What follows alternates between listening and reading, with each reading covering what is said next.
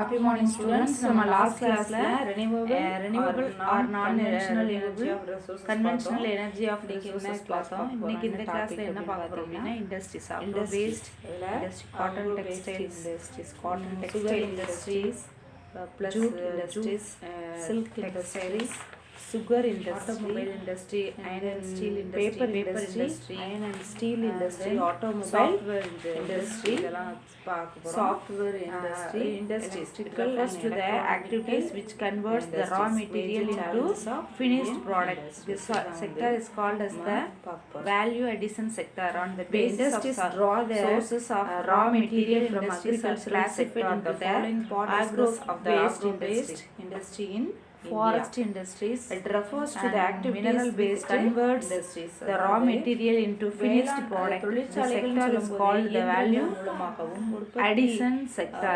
On the basis of resources or raw material industries are classified into agro based industries, forest based industries and mineral based industries. இதெல்லாம் மூலப்பொருட்களுடைய ஆதாரங்களுடைய அடிப்படையில் தான் தொழிற்சாலைகள் அப்படின்றது வேறுபடுத்தப்படுதுன்னு சொல்லி சொல்கிறாங்க. ஃபர்ஸ்ட் ஒன் என்னது? காட்டன் டெக்ஸ்டைல் இண்டஸ்ட்ரீஸ், அதாவது வேளாண். அது என்னென்ன சொல்கிறாங்க அப்படின்னா ஃபாரஸ்ட்டு, அதாவது ஃபாரஸ்ட்ரி. ஃபர்ஸ்ட் ஆக்ரோ பேஸ்ட் இண்டஸ்ட்ரின்னு சொல்லும்போது வேளாண் சார்ந்த தொழிலகங்கள். ஃபாரஸ்ட் பேஸ்ட் இண்டஸ்ட்ரீஸ் காடுகள் சார்ந்த தொழிலகங்கள். லாஸ்ட் ஒன் பார்த்திங்கன்னா மினரல் பேஸ்ட் இண்டஸ்ட்ரீஸ், அதாவது கனிமம் சார்ந்த தொழிலகங்கள் அப்படின்னு சொல்லி பிரிக்கப்பட்டுள்ளது சொல்கிறாங்க. அதில் ஃபர்ஸ்ட் ஒன் பார்த்திங்கன்னா காட்டன் டெக்ஸ்டைல் இண்டஸ்ட்ரீஸ். பருத்தி நெசவாலைகள்.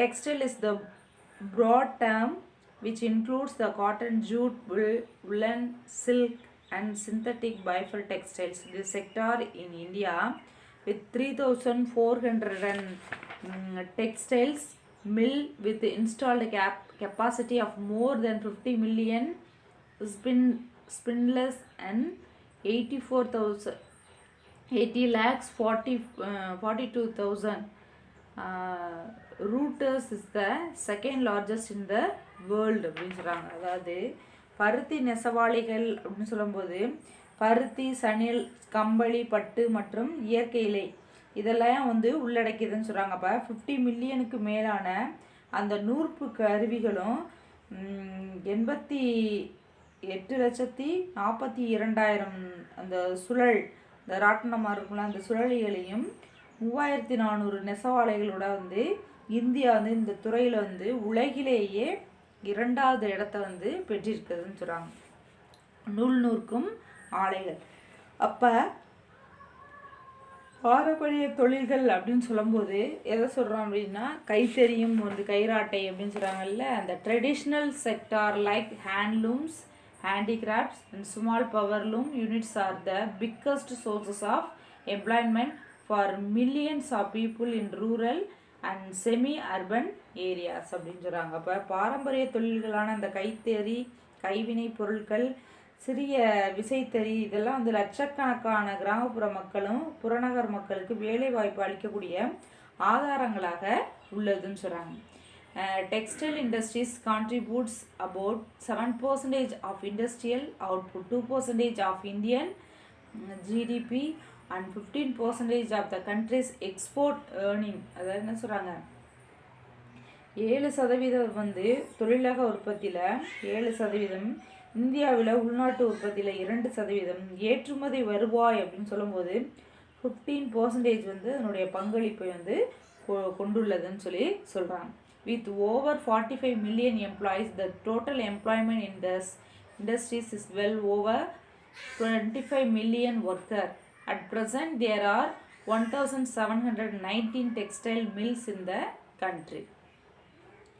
1719 பருத்தி நெசவாலைகள் இந்தியாவில் உள்ளதுன்னு சொல்கிறாங்க. அதில் 188 நெசவாலைகள் பொதுத்துறை நிறுவனங்களாகவும் 147 நெசவாலைகள் கூட்டுறவு நிறுவனங்களாகவும் 1284 நெசவாலைகள் தனியார் துறை நிறுவனங்களாகவும் செயல்பட்டு கொண்டிருக்கிறது அப்படின்னு சொல்லி சொல்கிறாங்க.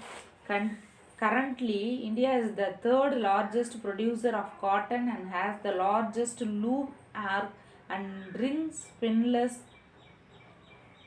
இந்த வேர்ல்டுன்னு சொல்கிறாங்க. இப்போ தற்பொழுது இந்தியா அப்படின்னு சொல்லும்போது பருத்தி உற்பத்தியில் உலகின் 3வது பெரிய நாடாக, நூற்பு கருவிகளினுடைய எண்ணிக்கையில் முதன்மை நாடாகவும் இருக்குன்னு சொல்கிறாங்க. அப்போ தற்போது பருத்தி நெசவாலைகள் அப்படின்னு சொல்லும்போது இந்தியாவில் மிகப்பெரிய ஒரு நவீன தொழிலாக உள்ளதுன்னு சொல்லி சொல்கிறாங்க.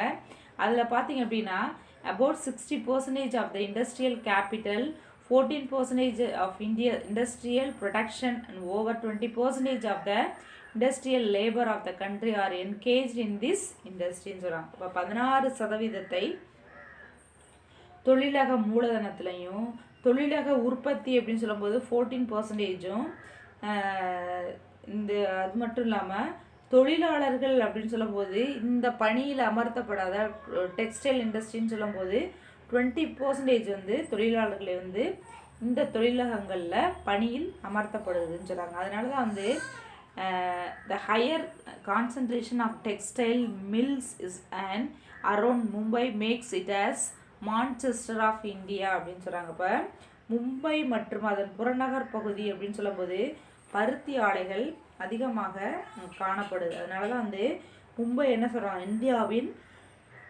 மான்செஸ்டர் அப்படின்னு சொல்லி அழைக்கப்படுது அப்படின்னு சொல்லி சொல்கிறாங்க. இப்போ மகாராஷ்டிரா அப்படின்னு சொல்லும்போது presence of black cotton soil in Maharashtra அப்படின்னு சொல்கிறாங்க. இப்போ மகாராஷ்டிரா மாநிலத்தில் கரிசல் மண் அப்படின்றது வந்து ஈரப்பத காலநிலைகளாக இருக்கிறதுனால இங்கே வந்து அதிகமாக இந்த காட்டன் இண்டஸ்ட்ரி வந்து அதிகமாக இருக்குது. அது மட்டும் இல்லாமல் நீர்மின் சக்தி, கரண்ட்டு பவர், எலக்ட்ரிக் ஃபெசிலிட்டி இதெல்லாம் வந்து ஹைட்ரோ பவர், குட் மார்க்கெட், அப்போ வந்து வெல் டெவலப்டு டிரான்ஸ்போர்ட் ஃபெசிலிட்டி இதெல்லாம் இங்கே இருக்கிறதுனால இங்கே வந்து டெக்ஸ்டைல் இண்டஸ்ட்ரி வந்து மும்பையில் அதிகமாக இருக்குது அப்படின்னு சொல்கிறாங்க.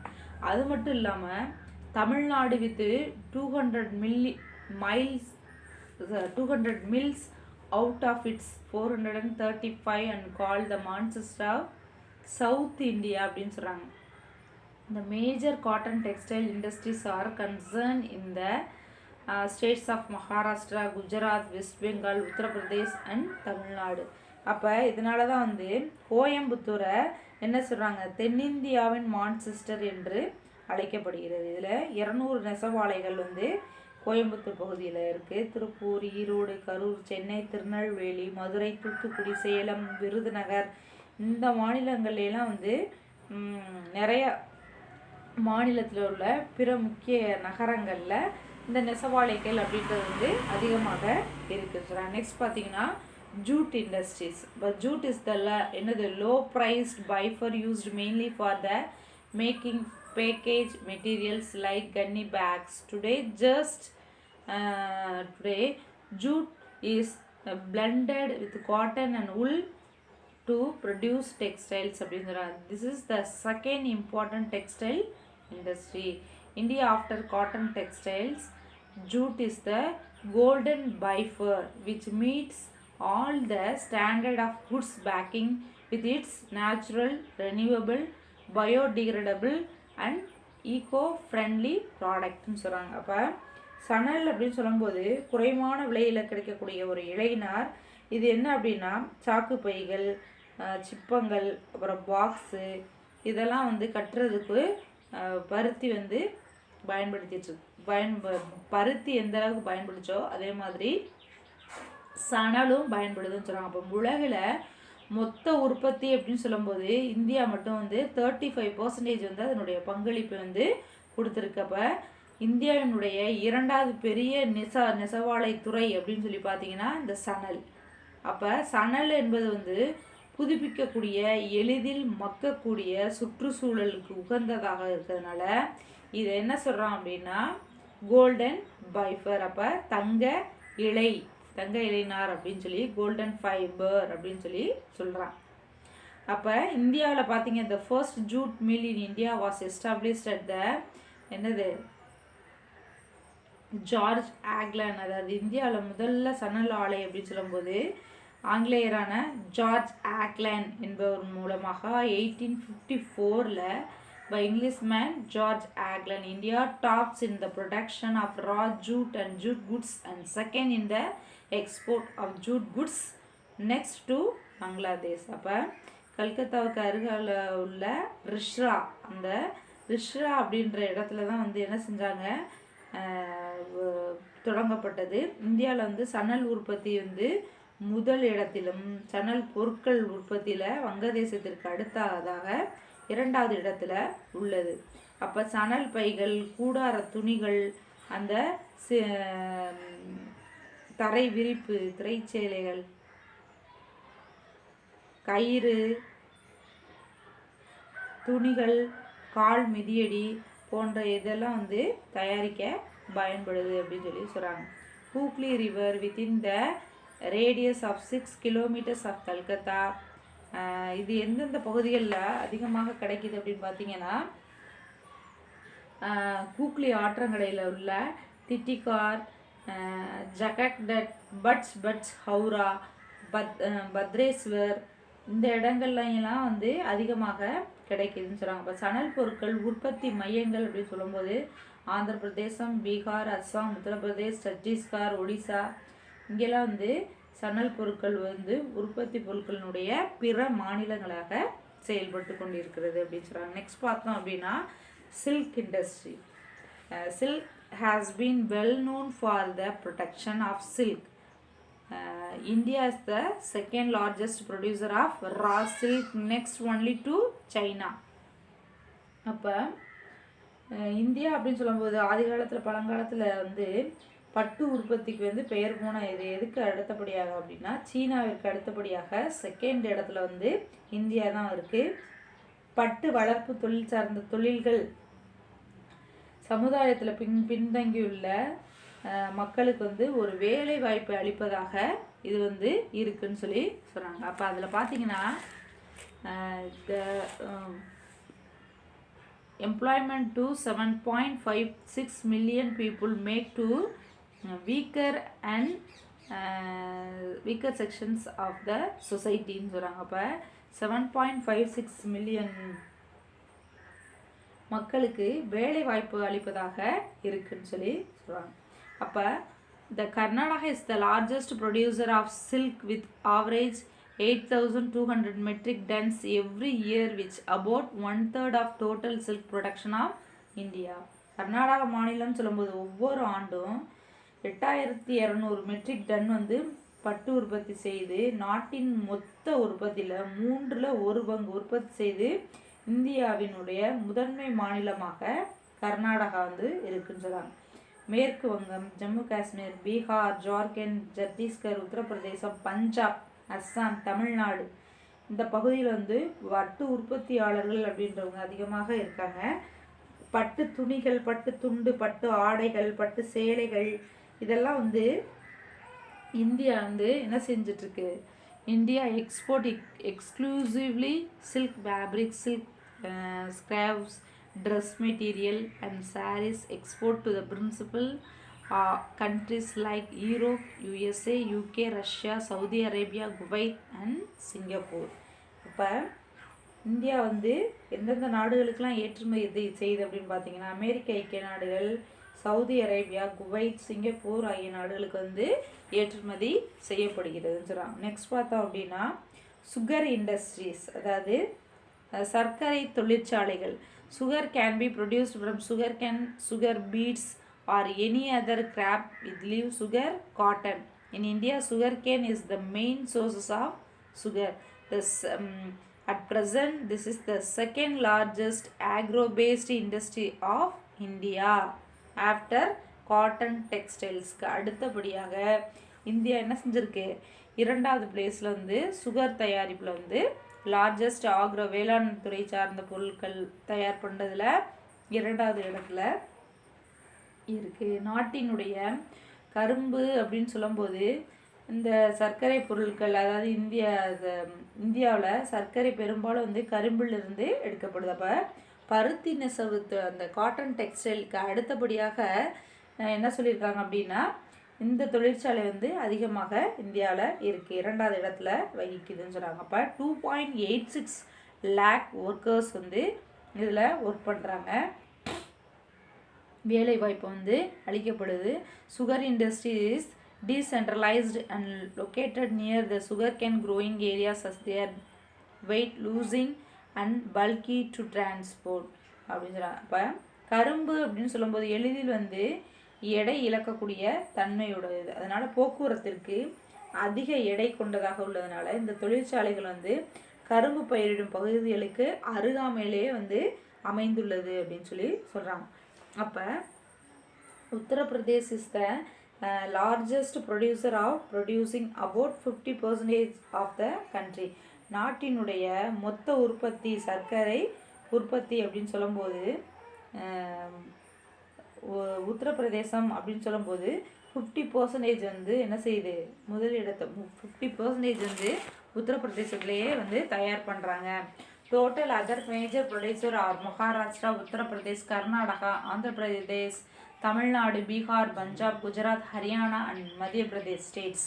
இந்த மாநிலங்கள்லாம் பார்த்திங்கன்னா states account for more than 90% of the sugar mills and sugar production. இந்த மாநிலங்களில் 90% சர்க்கரை ஆலைகளையும் உற்பத்தி செய்யும் மாநிலங்களாக உள்ளது அப்படின்னு சொல்லி சொல்கிறாங்க. நெக்ஸ்ட் டாபிக் பார்த்திங்கன்னா ஃபாரஸ்ட் பேஸ்ட் இண்டஸ்ட்ரீஸ், அதாவது காடு வளங்கள். அப்போ காட்டு வளம் சொல்லும்போது paper industry, iron and steel paper industry வந்து இன்க்ளூட் ஆகுது. அப்போ paper industry has emerged as a diversified as the specialized industry in that produce the numerous types of papers that comes to various use the sheet paper, paper boxes, tissue, paper bags, sanitary stationery envelopes and printed paper products such as books, periodical and newspapers. In India, the softwood is the principal raw material used for making paper, especially newsprint and high class printing papers. இதெல்லாம் வந்து தயாரிக்கிறதுக்கு paper industry வந்து பயன்படுது, தொழிற்சாலைகள் வந்து தயார் பண்ணுறாங்கன்னு சொல்கிறாங்க. The first successful effort was made 1867. முதலாக வந்து 1867 தான் என்ன செஞ்சுருக்காங்க, பாலிகஞ்ச், கொல்கத்தாவில் உள்ள அருகிலுக்கு இருக்கக்கூடிய Royal Bengal paper mills at Ballygunge, அந்த பகுதியில் தான் வந்து என்ன செஞ்சுருக்காங்க, முதலாக பேப்பர் மில் வந்து நிறுவப்பட்டிருக்காங்க. அதுக்கப்புறம் பார்த்தீங்கன்னா லக்னோ இன் 1879, அதுக்கப்புறம் பெங்காலுக்கு அப்புறம் லக்னோவில் ஆரம்பிச்சிருக்காங்க. டிட்டகார்க்கில் வந்து 1882, ராணிகஞ்ச் 1892, கன்கின்ரா அந்த பகுதியில் வந்து 1892, அப்புறம் இந்த மாதிரி நிறைய இடங்களில் வந்து என்ன செஞ்சுருக்காங்க, அது பூனாவில் வந்து 1892, இந்த மாதிரி கன்கின்ராவில் 1918 வந்து நிறைய வந்து நைகாத் இந்த பகுதியில் வந்து அதிகமாக பேப்பர் இண்டஸ்ட்ரி வந்து ஸ்டார்ட் பண்ணப்பட்டது. அது மட்டும் இல்லாமல் the raw materials for paper industry includes wood, bulb, bamboo, salad and sabicrosses, waste paper and packages. அப்போ இந்த மரக்கூழ், மூங்கில், சலாய் மற்றும் இந்த சவாய் புற்கள், உபயோகப்படுத்தப்பட்ட காகிதங்கள், கரும்பு சக்கை போன்றவற்றை காகித தொழிற்சாலைக்கு தேவையான ஒரு மூலப்பொருட்கள்னு சொல்கிறாங்க. மூலப்பொருட்கள்லாம் எது மரக்கூழ், மூங்கில், அந்த சவாய் புற்கள், உபயோகப்படுத்தப்பட்ட காகிதங்கள், கரும்பு சக்கை, இதெல்லாம் வந்து காகித தொழிற்சாலைக்குடைய முக்கியமான மூலப்பொருட்கள் அப்படின்னு சொல்லி சொல்கிறாங்க. அப்போ மேற்கு வங்கம் சொல்லும்போது இதில் என்ன சொல்கிறாங்க அப்படின்னா, the largest West Bengal is the largest producer of paper in the country, followed by Madhya Pradesh, Odisha and Tamil Nadu states. அப்போ வட மாநிலங்கள் அப்படின்னு சொல்லும்போது மத்திய பிரதேசம், ஒரிசா காகித உற்பத்தி செய்யக்கூடிய இடங்களில் முதன்மை மாநிலம் அப்படின்னு சொல்லும்போது வங்காளத்தை வந்து சொல்கிறோம், பெங்கால். அதுக்கப்புறம் பார்த்திங்க அப்படின்னா மத்திய பிரதேஷ், ஒடிசா அண்ட் தமிழ்நாடு ஸ்டேட்ஸ், இதில் இந்த இடங்கள்லாம் வந்து அதிகமாக பேப்பர் மில் இண்டஸ்ட்ரி இருக்குன்றாங்க. நெக்ஸ்ட் பார்த்தோம் அப்படின்னா மினரல் பேஸ்டு இண்டஸ்ட்ரீஸ், அதாவது கனிம தொழிற்சாலைகள். அப்போ மினரல் பேஸ்டு இண்டஸ்ட்ரின்னு சொல்லும்போது use both metallic and non-metallic minerals as raw materials. The major mineral based industry of country is the iron steel industry. அப்போ iron and steel industryன்னு சொல்லும்போது iron and steel industry is called a basic metallurgical industry. Is the finished product, it's used the raw material by host of other industries. இரும்பு egg தொழிற்சாலைகள் அப்படின்னு சொல்லும்போது உற்பத்தி பொருட்களை தொழிலகங்களுக்கு தேவையான மூலப்பொருட்களை அளிப்பதனால் உலோக தொழிற்சாலை அப்படின்னு சொல்லி அழைக்கப்படுது. இதற்கு என்ன அப்படின்னா கனரக இயந்திரம், எந்திர கருவிகள், வாகனங்கள், ரயில் இன்ஜின் மற்றும் ரயில்வே உபகரணங்கள் தயாரிக்கக்கூடிய தொழிற்சாலைகளில் இரும்பை என்ன செய்கிறாங்க, முக்கியமான பொருளாக பயன்படுத்தியிருக்காங்க. அதான் several industries like engineering, heavy machines, tools, automobile, locomotives and railway equipments industries use iron and steel as their primary raw materials. The modernization of the industry was started in 1907 with the establishment of Tata Iron and Steel Company, now called the Jamshedpur. Iron and steel industry of India is mainly concerned the states of Jharkhand, West Bengal, Odisha, the coal field of Raniganj, Bokaro and Karanpura and iron ore mines and Mayurbhanj இந்த மாதிரி இடங்களில்